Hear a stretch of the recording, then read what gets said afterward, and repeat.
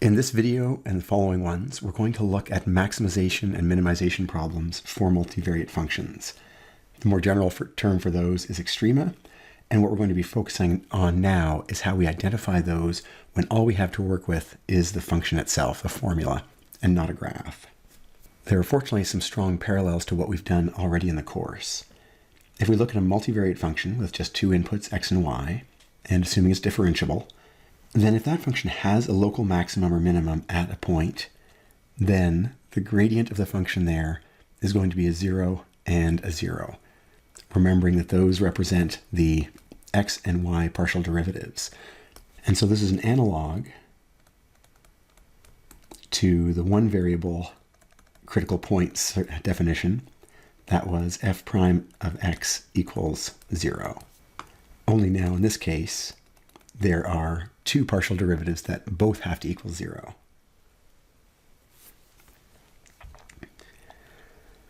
There's an additional layer here, which is if we imagine a contour diagram and we imagine the gradient vector as a vector itself. We learned earlier that the gradient vector would always be perpendicular to contours and pointing uphill. But if we have a 0 gradient vector at a critical point, think about what that would mean in the interior of this kind of contour diagram. If we're at the top of a hill and we imagine the single highest point in that area, then the gradient there is going to be rooted at a single point. And if the gradient vector only has one point, then it can't have any direction. And the only vector with no direction is the 0, 0 vector. So we get a nice complementarity between what we've seen before, derivatives equal 0 being critical points, and how that ties into our new idea of the gradient vector, the package of partial derivatives, and contour diagrams. Let's explore that through the study of a particular function. We have x to the 4 plus y to the 4 minus 4xy, and we're looking for the critical points of that function. So our procedure here is going to be to set the gradient. I got it. So our procedure for this is going to be setting the gradient of f equal to the 0 vector, but that breaks down into pieces, which is in this case here, setting the x partial derivative equal to 0 and the y partial derivative equal to 0. If that's the case, then we find those two partial derivatives. The x partial derivative would be 4x cubed minus 4y. The y partial derivative is going to be 4y cubed minus 4x's. We then choose to look for the points where those derivatives are equal to 0.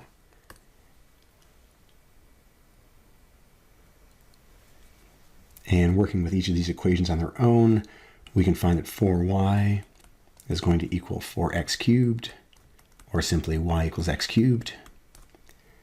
And down here we have a similar arrangement with the variables reversed. And here we would have x equals y cubed.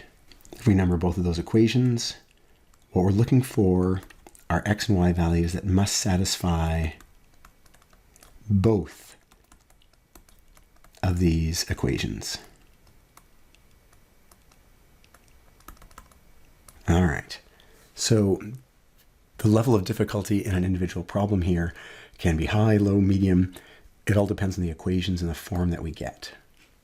For now, let's start with taking equation 1 and substituting it into equation 2. So if y is equal to x cubed and we have a y cubed here, that means x is equal to x cubed, also cubed, or x to the 9.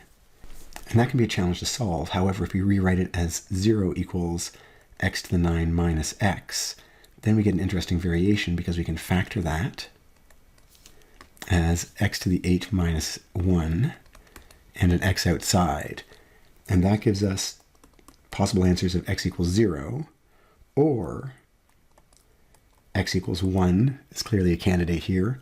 But because we have an even power, we could also have x equals negative 1 as solutions to this equation. So to satisfy both the equations so far, we have three possibilities. What we then do is bring those back into our earlier solutions, earlier equations, and see what y values would make sense. In this particular case, because it has to satisfy both, it's easiest to take the y equals x cubed version and look at the cases there.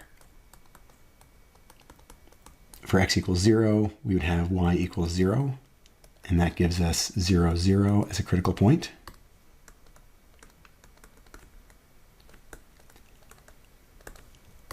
If we look at x equals 1, we would have y equals x cubed, which is also 1, so the point 1, 1 is also a critical point. And last but not least, y equals negative 1 cubed. The negative 1 does not lose its sign with an odd power, so we have negative 1, negative 1. Now, it's never a bad idea to check. What are we looking for specifically? We're looking for both partial derivatives equaling 0. And if we take our partial derivatives from here, we're looking at the x derivative, which is 4x cubed minus 4y. If we sub in 0, 0, we get 0 minus 0. That's perfect.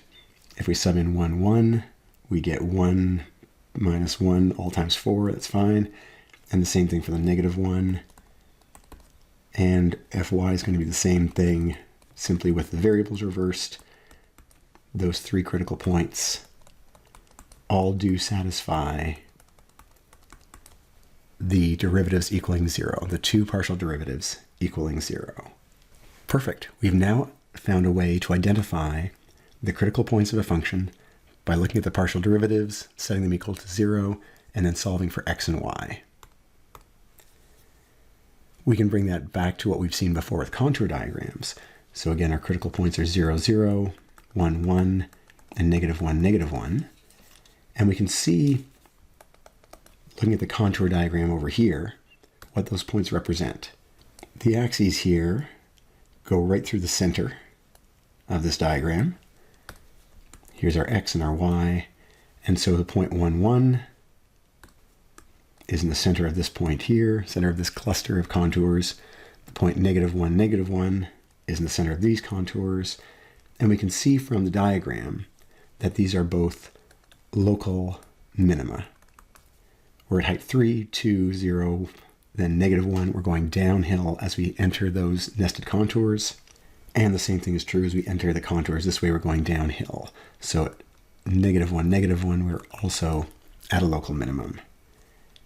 What's interesting is this point in the middle.